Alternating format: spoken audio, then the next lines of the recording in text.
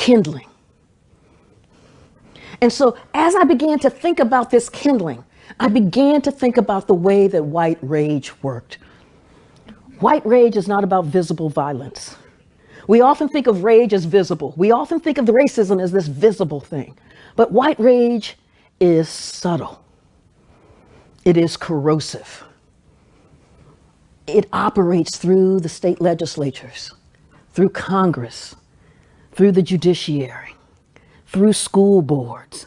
It cloaks itself in legalities. And so I set out, because it's so quiet, it's so subtle, you don't see it. And so I set out to blow graphite onto that fingerprint, to be able to trace white rage throughout time, not all the way back to time immemorial with the dinosaurs, but at least up to the Civil War, all the way through to 2016.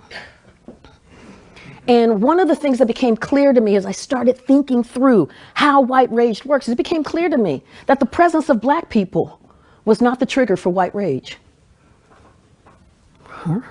There's that stunned, almost, what you talking about, Willis? Look. It is the presence of Black people with ambition. The presence of Black people with drive. The presence of Black people with aspirations. The presence of Black people who achieve.